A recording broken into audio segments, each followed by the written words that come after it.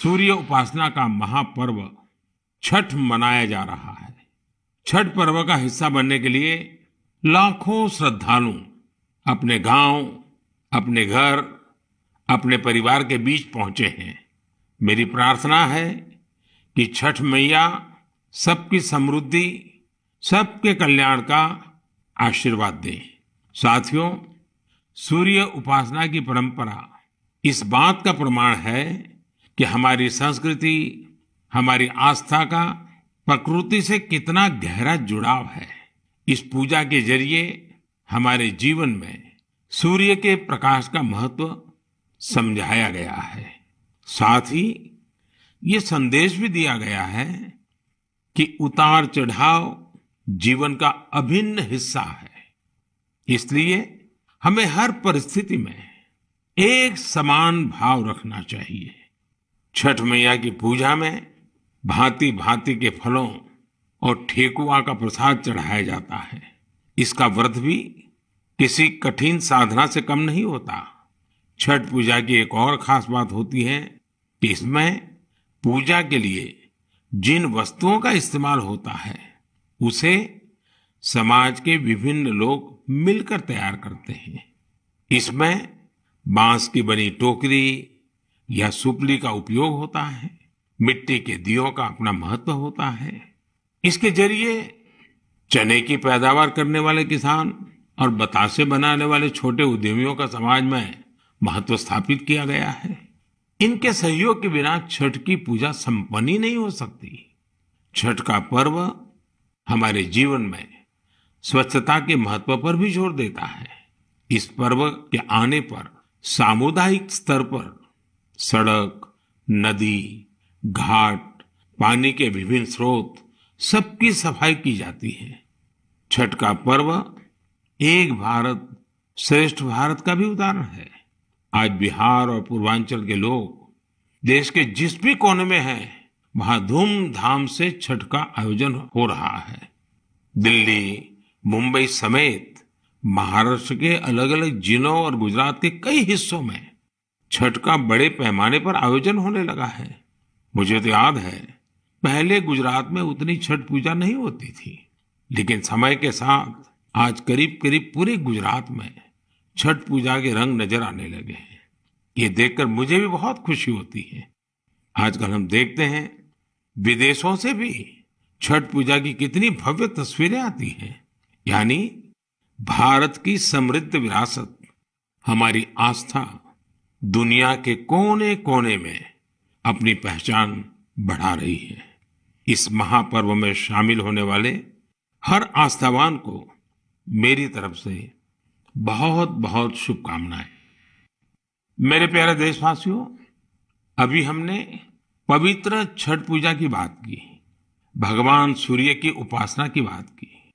तो क्यों न सूर्य उपासना के साथ साथ आज हम उनके वरदान की भी चर्चा करें।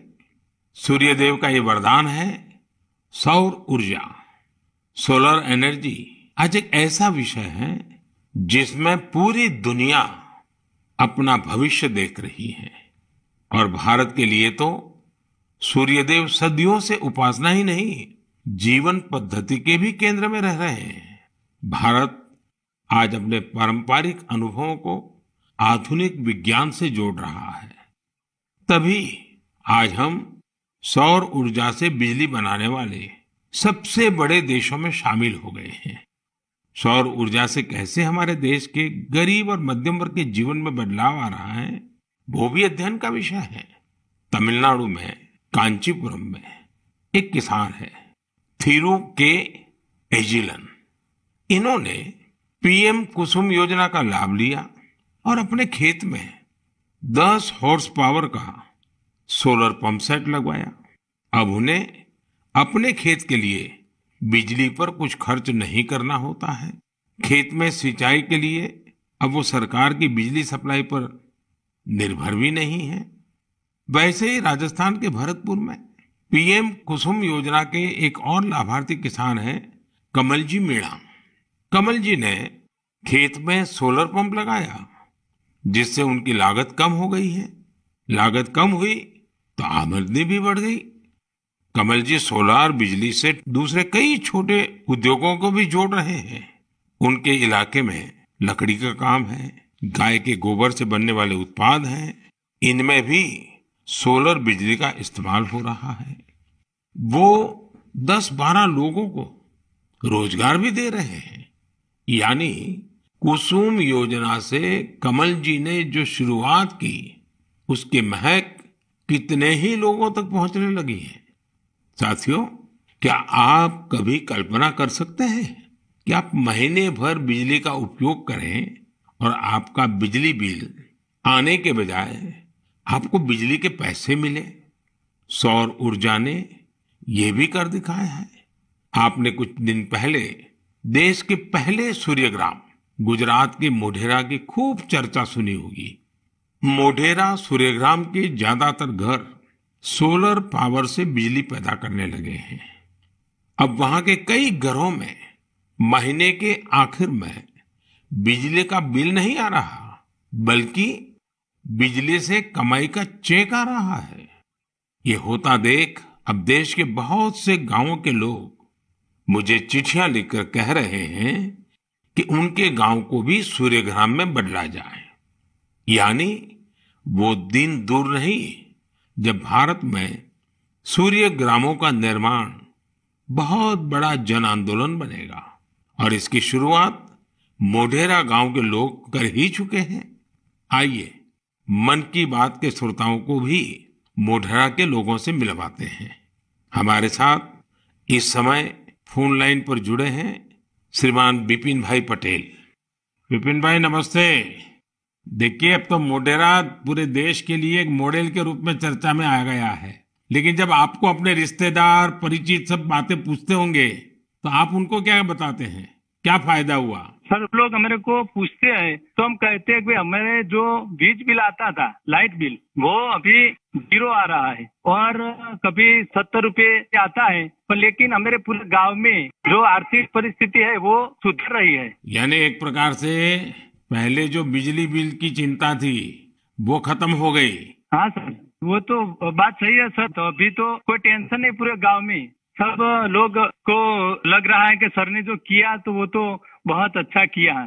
वो खुश है सर, आनंदित हो रहे हैं सब। अब अपने घर में ही खुद ही बिजली का कारखाना के मालिक बन गए, खुद का अपना घर के छत पे बिजली बन रही है। हाँ, बात सही है सर। तो क्या ये बदलाव जो आया है उसकी गांव के लोगों पे क्या असर है? सर, वो पूरे गांव के लोग वो खेती कर रहे हैं, तो फिर मेरे को बिजली की जो झंझट थी तो उसमें मुक्ति हो गई है। बिजली का बिल तो भरना नहीं है, निश्चित हो गए है सर। मतलब बिजली का बिल भी गया और सुविधा बढ़ गई, झंझट भी गया सर। और सब जब आप यहाँ आए थे और तो 3D शो जो यहाँ उद्घाटन किया, तो इसके बाद तो मोढेरा गांव में 4 चांद लग गए सर। और वो जो सेक्रेटरी आए थे सर, जी जी, तो वो गांव फेमस हो गया सर। या यूएन के सेक्रेटरी जनरल, उनकी खुद की इच्छा थी, उन्होंने मुझे बड़ा आग्रह किया कि भाई इतना बड़ा काम किया है तो मैं वहां जाके देखना चाहता हूँ। चलिए बिपिन भाई, आपको और आपके गांव के सब लोगों को मेरी तरफ से बहुत बहुत शुभकामनाएं, और दुनिया आप में से प्रेरणा ले और ये सोलर एनर्जी का अभियान घर घर चले। ठीक है सर, हम लोगों को बताएंगे कि भाई सोलर लगवाओ, आपके पैसे से भी लगवाओ तो बहुत फायदा है। हाँ, लोगों को समझाइए। चलिए, बहुत बहुत शुभकामनाएं। धन्यवाद भैया। Thank you sir, thank you sir. मेरा जीवन धन्य हो गया आपसे बात करके। बिपिन भाई का बहुत बहुत धन्यवाद। आइए अब मोढेरा गांव में वर्षा बहन से भी बात करेंगे। हेलो, नमस्ते सर। नमस्ते नमस्ते। वर्षा बहन कैसी हैं आप?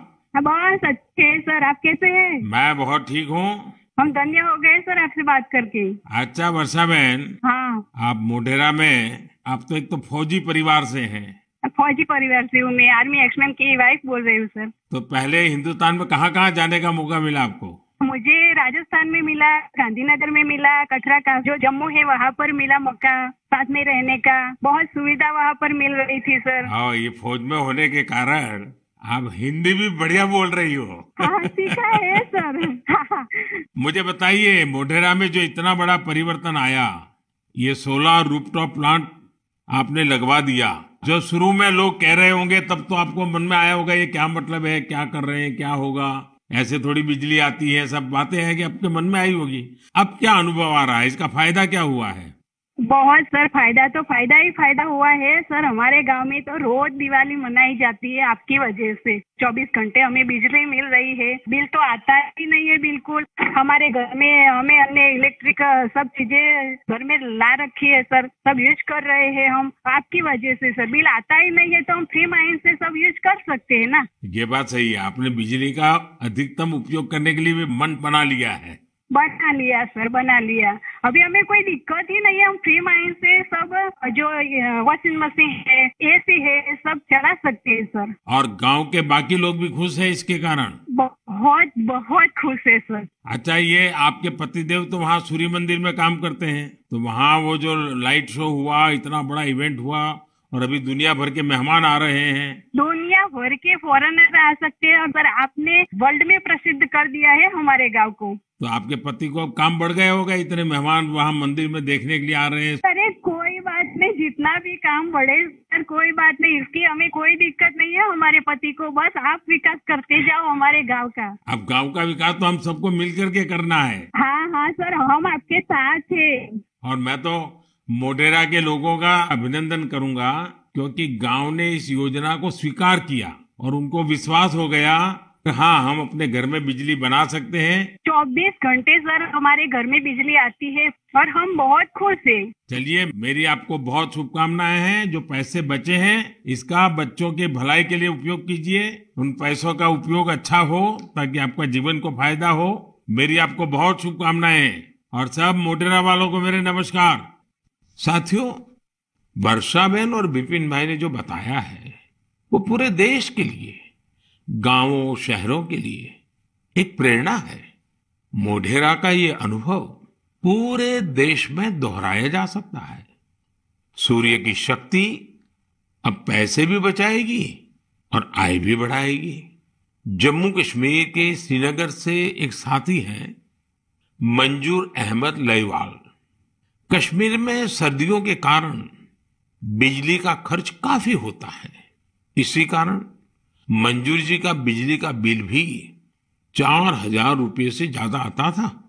लेकिन जब से मंजूर जी ने अपने घर पर सोलर रूफटॉप प्लांट लगवाया है, उनका खर्च आधे से भी कम हो गया है। ऐसे ही ओडिशा की एक बेटी कुन्नी देवरी सौर ऊर्जा को अपने साथ साथ दूसरी महिलाओं के रोजगार का माध्यम बना रही है। कुन्नी ओडिशा के केंदुझर जिले के करदापाल गांव में रहती है। वो आदिवासी महिलाओं को सोलर से चलने वाली रीलिंग मशीन पर सिल्क की कताई की ट्रेनिंग देती हैं। सोलर मशीन के कारण इन आदिवासी महिलाओं पर बिजली के बिल का बोझ नहीं पड़ता और उनकी आमदनी हो रही है। यही तो सूर्यदेव की सौर ऊर्जा का वरदान ही तो है। वरदान और प्रसाद तो जितना विस्तार हो उतना ही अच्छा होता है। इसलिए मेरी आप सबसे प्रार्थना है, आप भी इसमें जुड़े और दूसरों को भी जोड़े। मेरे प्यारे देशवासियों, अभी मैं आपसे सूरज की बातें कर रहा था। अब मेरा ध्यान स्पेस की तरफ जा रहा है। वो इसलिए क्योंकि हमारा देश सोलर सेक्टर के साथ ही स्पेस सेक्टर में भी कमाल कर रहा है। पूरी दुनिया आज भारत की उपलब्धियां देखकर हैरान है। इसलिए मैंने सोचा मन की बात के श्रोताओं को ये बताकर मैं उनकी भी खुशी बढ़ाऊं। साथियों, अब से कुछ दिन पहले आपने देखा होगा, भारत ने एक साथ 36 सैटेलाइट्स को अंतरिक्ष में स्थापित किया है। दिवाली से ठीक एक दिन पहले मिली ये सफलता एक प्रकार से ये हमारे युवाओं की तरफ से देश को एक स्पेशल दिवाली गिफ्ट है। इस लॉन्चिंग से कश्मीर से कन्याकुमारी और कच्छ से कोहिमा तक पूरे देश में डिजिटल कनेक्टिविटी को और मजबूती मिलेगी। इसकी मदद से बेहद दूर दराज के इलाके भी देश के बाकी हिस्सों से और आसानी से जुड़ जाएंगे। देश जब आत्मनिर्भर होता है तो कैसे सफलता की नई ऊंचाई पर पहुंचता जाता है, ये इसका भी एक उदाहरण है। आपसे बात करते हुए मुझे वो पुराना समय भी याद आ रहा है जब भारत को क्रायोजेनिक रॉकेट टेक्नोलॉजी देने से मना कर दिया गया था, लेकिन भारत के वैज्ञानिकों ने ना सिर्फ स्वदेशी टेक्नोलॉजी विकसित की, बल्कि आज इसकी मदद से एक साथ दर्जनों सैटेलाइट्स अंतरिक्ष में भेज रहा है। इस लॉन्चिंग के साथ भारत ग्लोबल कॉमर्शियल मार्केट में एक मजबूत प्लेयर बनकर उभरा है। इससे अंतरिक्ष के क्षेत्र में भारत के लिए अवसरों के नए द्वार भी खुले हैं। साथियों, विकसित भारत का संकल्प लेकर चल रहा हमारा देश सबका प्रयास से ही अपने लक्ष्यों को प्राप्त कर सकता है। भारत में पहले स्पेस सेक्टर सरकारी व्यवस्थाओं के दायरे में ही सिमटा हुआ था। जब ये स्पेस सेक्टर भारत के युवाओं के लिए, भारत के प्राइवेट सेक्टर के लिए खोल दिया गया, तब से इसमें क्रांतिकारी परिवर्तन आने लगे हैं। भारतीय इंडस्ट्री और स्टार्टअप्स इस क्षेत्र में नए नए इनोवेशंस और नई नई टेक्नोलॉजी लाने में जुटे हैं। विशेषकर इन स्पेस के सहयोग से इस क्षेत्र में बड़ा बदलाव होने जा रहा है। इन स्पेस के जरिए गैर सरकारी कंपनियों को भी अपने पेलोड्स और सैटेलाइट लॉन्च करने की सुविधा मिल रही है। मैं अधिक से अधिक स्टार्टअप्स और इनोवेटर्स से आग्रह करूंगा कि वे स्पेस सेक्टर में भारत में बन रहे इन बड़े अवसरों का पूरा लाभ उठाएं। मेरे प्यारे देशवासियों, जब स्टूडेंट्स की बात आए, युवा शक्ति की बात आए, नेतृत्व शक्ति की बात आए, तो हमारे मन में घिसी पीटी पुरानी बहुत सारी धारणाएं घर कर गई हैं। कई बार हम देखते हैं कि जब स्टूडेंट पावर की बात होती है तो इसको छात्र संघ चुनावों से जोड़कर उसका दायरा सीमित कर दिया जाता है, लेकिन स्टूडेंट पावर का दायरा बहुत बड़ा है, बहुत विशाल है। स्टूडेंट पावर भारत को पावरफुल बनाने का आधार है। आखिर आज जो युवा है वही तो भारत को 2047 तक लेकर जाएंगे। जब भारत शताब्दी मनाएगा, युवाओं की ये शक्ति, उनकी मेहनत, उनका पसीना, उनकी प्रतिभा भारत को उस ऊंचाई पर लेकर जाएगी जिसका संकल्प देश आज ले रहा है। हमारे आज के युवा जिस तरह देश के लिए काम कर रहे हैं, नेशन बिल्डिंग में जुट गए हैं, वो देखकर मैं बहुत भरोसे से भरा हुआ हूं। जिस तरह हमारे युवा हैकेथॉन्स में प्रॉब्लम सॉल्व करते हैं, रात रात भर जाकर घंटों काम करते हैं, वो बहुत ही प्रेरणा देने वाला है। बीते वर्षों में हुए हैकाथॉन्स ने देश के लाखों युवाओं ने मिलकर बहुत सारे चैलेंजेस को निपटाया है, देश को नए सॉल्यूशन दिए हैं। साथियों, आपको याद होगा मैंने लाल किले से जय अनुसंधान का आह्वान किया था। मैंने इस दशक को भारत का टेकेड बनाने की बात भी कही थी।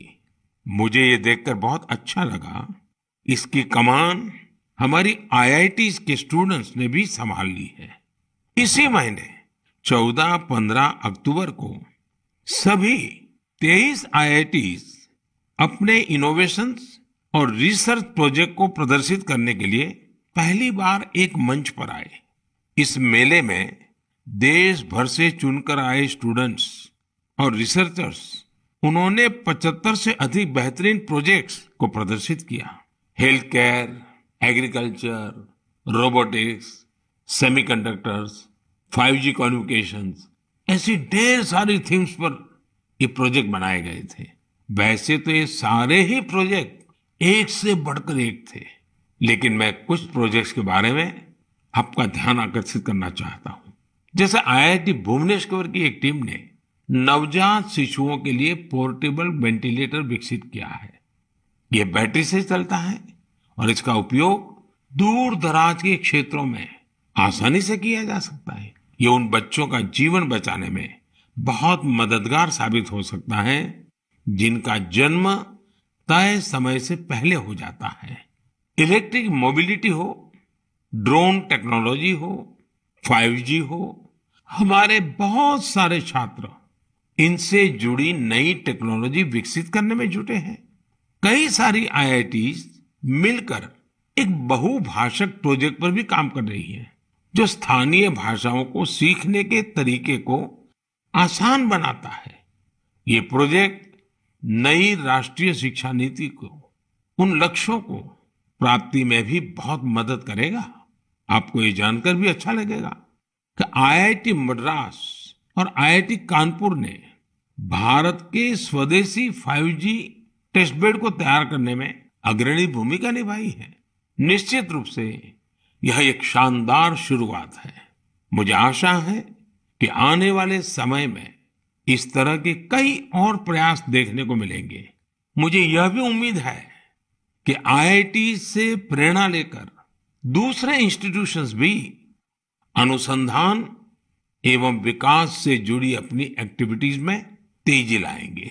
मेरे प्यारे देशवासियों, पर्यावरण के प्रति संवेदनशीलता हमारे समाज के कण कण में समाहित है और इसे हम अपने चारों ओर महसूस कर सकते हैं। देश में ऐसे लोगों की कमी नहीं जो पर्यावरण की रक्षा के लिए अपना जीवन खपा देते हैं। कर्नाटका के बेंगलुरु में रहने वाले सुरेश कुमार जी से भी हम बहुत कुछ सीख सकते हैं। उनमें प्रकृति और पर्यावरण की रक्षा के लिए गजब का जुनून है। 20 साल पहले उन्होंने शहर के सहकार नगर के एक जंगल को फिर से हरा भरा करने का बीड़ा उठाया था। ये काम मुश्किलों से भरा था, लेकिन 20 साल पहले लगाए गए वो पौधे आज 40-40 फीट ऊंचे विशालकाय पेड़ बन चुके हैं। अब इनकी सुंदरता हर किसी का मन मोह लेती है। इससे वहां रहने वाले लोगों को भी बड़े गर्व की अनुभूति होती है।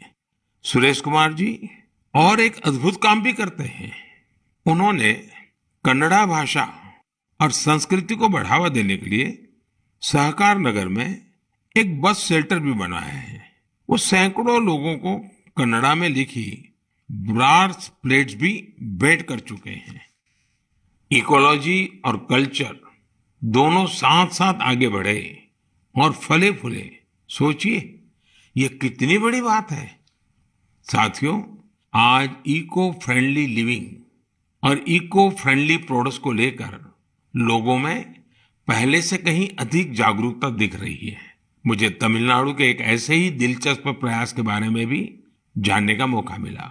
ये शानदार प्रयास कोयम्बटूर के अनाईकट्टी में आदिवासी महिलाओं की एक टीम का है।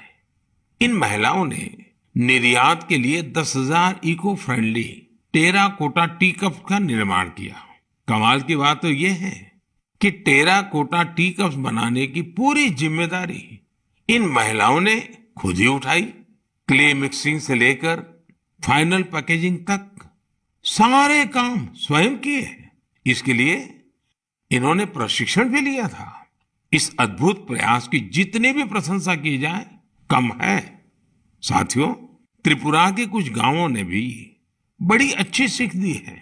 आप लोगों ने बायो विलेज तो जरूर सुना होगा, लेकिन त्रिपुरा के कुछ गांव बायो विलेज 2 की सीढ़ी चढ़ गए हैं।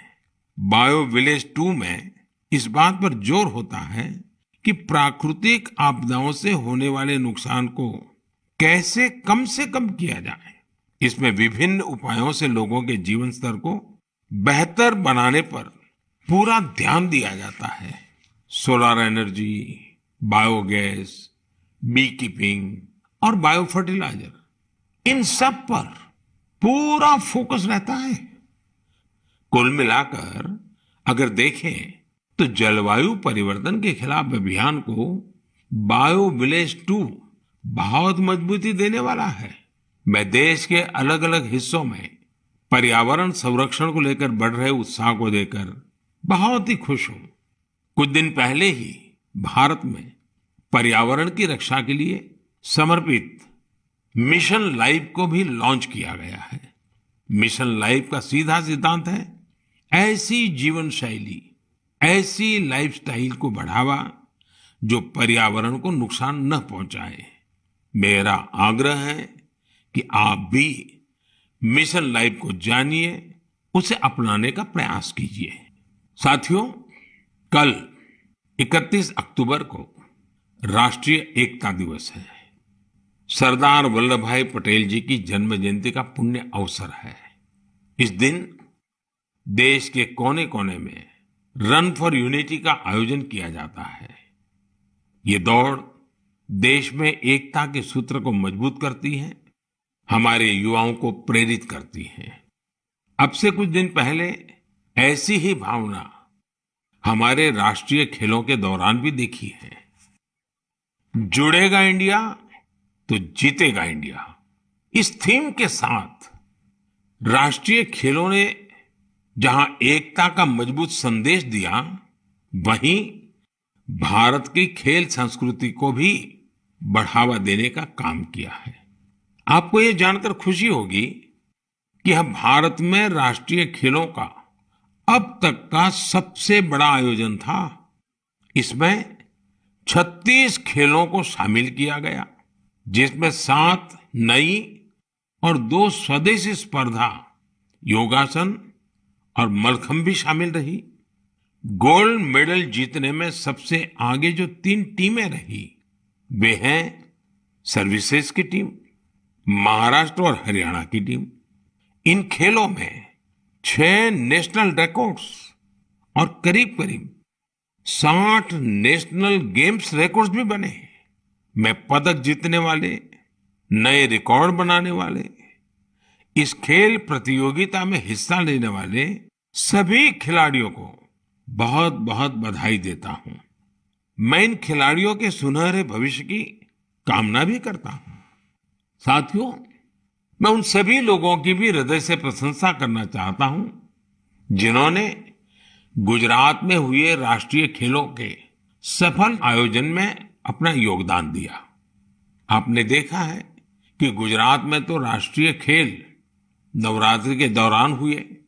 इन खेलों के आयोजन से पहले एक बार तो मेरे मन में भी आया कि इस समय तो पूरा गुजरात इन उत्सवों में जुटा होता है, तो लोग इन खेलों का आनंद कैसे ले पाएंगे। इतनी बड़ी व्यवस्था और दूसरी तरफ नवरात्रि के गरबा वगैरह का इंतजाम, ये सारे काम गुजरात एक साथ कैसे कर लेगा। लेकिन गुजरात के लोगों ने अपने आतिथ्य सत्कार से सभी मेहमानों को खुश कर दिया। अहमदाबाद में नेशनल गेम्स के दौरान जिस तरह कला, खेल और संस्कृति का संगम हुआ, वह उल्लास से भर देने वाला था। खिलाड़ी भी दिन में जहां खेल में हिस्सा लेते थे, वहीं शाम को वे गरबा और डांडिया के रंग में डूब जाते थे। उन्होंने गुजराती खाना और नवरात्रि की तस्वीरें भी सोशल मीडिया पर खूब शेयर की। यह देखना हम सभी के लिए बहुत ही आनंददायक था। आखिरकार इस तरह के खेलों से भारत की विविध संस्कृतियों के बारे में भी पता चलता है। ये एक भारत श्रेष्ठ भारत की भावना को भी उतना ही मजबूत करते हैं। मेरे प्यारे देशवासियों, नवंबर महीने में 15 तारीख को हमारा देश जनजातीय गौरव दिवस मनाएगा। आपको याद होगा, देश ने पिछले साल भगवान बिरसा मुंडा की जन्म जयंती के दिन आदिवासी विरासत और गौरव को सेलिब्रेट करने के लिए ये शुरुआत की थी। भगवान बिरसा मुंडा ने अपने छोटे से जीवन काल में अंग्रेजी हुकूमत के खिलाफ लाखों लोगों को एकजुट कर दिया था। उन्होंने भारत की आजादी और आदिवासी संस्कृति की रक्षा के लिए अपना जीवन बलिदान कर दिया था। ऐसा कितना कुछ है जो हम धरती आबा बिरसा मुंडा से सीख सकते हैं। साथियों, जब धरती आबा बिरसा मुंडा की बात आती है, छोटे से उनके जीवन काल की तरफ नजर करते हैं, आज भी हम उसमें से बहुत कुछ सीख सकते हैं। और धरती आबा ने तो कहा था, ये धरती हमारी है, हम इसके रक्षक हैं। उनके इस वाक्य में मातृभूमि के लिए कर्तव्य भावना भी है और पर्यावरण के लिए हमारे कर्तव्यों का एहसास भी है। उन्होंने हमेशा इस बात पर जोर दिया था कि हमें हमारी आदिवासी संस्कृति को भूलना नहीं है, उससे रत्ती भर भी दूर नहीं जाना है। आज भी हम देश के आदिवासी समाजों से प्रकृति और पर्यावरण को लेकर बहुत कुछ सीख सकते हैं। साथियों, पिछले साल भगवान बिरसा मुंडा की जयंती के अवसर पर मुझे रांची के भगवान बिरसा मुंडा म्यूजियम के उद्घाटन का सौभाग्य प्राप्त हुआ था। मैं युवाओं से आग्रह करना चाहूंगा कि उन्हें जब भी समय मिले वे इसे देखने जरूर जाएं। मैं आपको ये भी बताना चाहता हूं कि 1 नवंबर यानी परसों मैं गुजरात राजस्थान के बॉर्डर पर मौजूदा मानगढ़ में रहूंगा। भारत के स्वतंत्रता संग्राम और हमारी समृद्ध आदिवासी विरासत में मानगढ़ का बहुत ही विशिष्ट स्थान रहा है। यहाँ पर नवंबर 1913 में एक भयानक नरसंहार हुआ था, जिसमें अंग्रेजों ने स्थानीय आदिवासियों की निर्ममता पूर्वक हत्या कर दी थी। बताया जाता है कि इस नरसंहार में 1000 से अधिक आदिवासियों को अपनी जान गंवानी पड़ी थी। इस जनजातीय आंदोलन का नेतृत्व गोविंद गुरु जी ने किया था, जिनका जीवन हर किसी को प्रेरित करने वाला है। आज मैं उन सभी आदिवासी शहीदों और गोविंद गुरु जी के अदम्य साहस और शौर्य को नमन करता हूँ। हम इस अमृत काल में भगवान बिरसा मुंडा, गोविंद गुरु और अन्य स्वतंत्र सेनानियों के आदर्शों का जितनी निष्ठा से पालन करेंगे, हमारा देश उतनी ही ऊंचाइयों को छुएगा। मेरे प्यारे देशवासियों, आने वाली 8 नवंबर को गुरुपुरब है। गुरु नानक जी का प्रकाश पर्व जितना हमारी आस्था के लिए महत्वपूर्ण है, उतना ही हमें इससे सीखने को भी मिलता है। गुरु नानक देव जी ने अपने पूरे जीवन मानवता के लिए प्रकाश फैलाया। पिछले कुछ वर्षों में देश ने गुरुओं के प्रकाश को जन जन तक पहुंचाने के लिए अनेकों प्रयास किए हैं। हमें गुरु नानक देव जी का 550वां प्रकाश पर्व देश और विदेश में व्यापक स्तर पर मनाने का सौभाग्य मिला था। दशकों के इंतजार के बाद करतारपुर साहिब कॉरिडोर का निर्माण होना भी उतना ही सुखद है। कुछ दिन पहले ही मुझे हेमकुंड साहिब के लिए रोपवे के शिलान्यास का भी सौभाग्य मिला है। हमें हमारे गुरुओं के विचारों से लगातार सीखना है, उनके लिए समर्पित रहना है। इसी दिन कार्तिक पूर्णिमा का भी है। इस दिन हम तीर्थों में, नदियों में स्नान करते हैं, सेवा और दान करते हैं। मैं आप सभी को इन पर्वों की हार्दिक बधाई देता हूं। आने वाले दिनों में कई राज्य अपने राज्य दिवस भी मनाएंगे। आंध्र प्रदेश अपना स्थापना दिवस मनाएगा, केरला पिरावी मनाया जाएगा, कर्नाटका राज्योत्सव मनाया जाएगा। इसी तरह मध्य प्रदेश, छत्तीसगढ़ और हरियाणा भी अपने राज्य दिवस मनाएंगे। मैं इन सभी राज्यों के लोगों को शुभकामनाएं देता हूं। हमारे सभी राज्यों में एक दूसरे से सीखने की, सहयोग करने की और मिलकर काम करने की स्पिरिट जितनी मजबूत होगी, देश उतना ही आगे जाएगा। मुझे विश्वास है हम इसी भावना से आगे बढ़ेंगे। आप सब अपना ख्याल रखिए, स्वस्थ रहिए। मन की बात की अगली मुलाकात तक के लिए मुझे आज्ञा दीजिए। नमस्कार, धन्यवाद।